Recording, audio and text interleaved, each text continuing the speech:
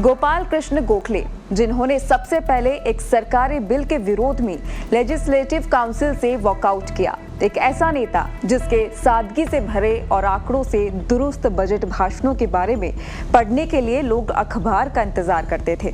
ऐसा नेता जिसे गांधी और जिन्ना दोनों ही अपना राजनीतिक गुरु मानते थे। नमस्कार, आपके साथ मैं हूं रोशनी और आज बात राजनेता गोपाल कृष्ण गोखले की। गोपाल कृष्ण गोखले का जन्म 9 मई 1866 को महाराष्ट्र के रत्नागिरी जिले के एक गांव में हुआ था।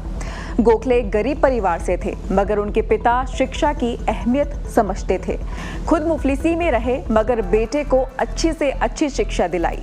बॉम्बे के एल्फिस्टन कॉलेज से पढ़ाई कर गोखले मैथ के प्रोफेसर बन गए। कांग्रेस के स्थापना के 4 बरस बाद ही वे इससे जुड़ गए और प्रेरणा मिली गुरु महादेव रानाडे से।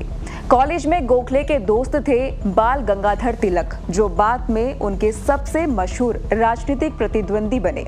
हालात ये हुए कि गोखले के चलते तिलक को 1906 में कांग्रेस छोड़नी पड़ी और इस तरह देश की सबसे पुरानी राजनीतिक पार्टी का पहली बार बंटवारा हुआ। गोखले को शुरुआती सानिध्य मिला रानाडे और नोराजी से।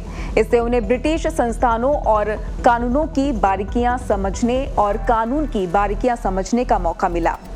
बॉम्बे में तब एक लेजिस्लेटिव काउंसिल बन चुकी थी, जहां बजट और दूसरे बिल पर बहस होती थी। तब ब्रिटेन से वकालत की पढ़ाई करके आए युवा फिरोज शाह मेहता ही थे जो गरजते थे।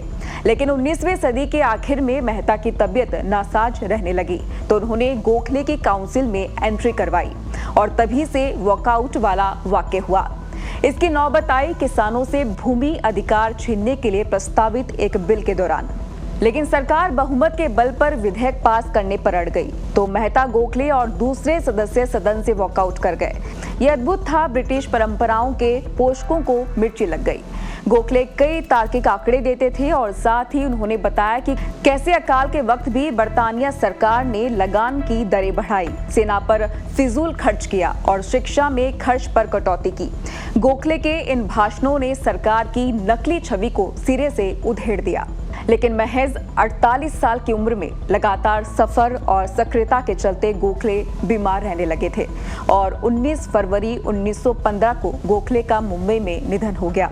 उनकी मौत से देश और खास तौर पर बॉम्बे का बौद्धिक तबका सन्न रह गया।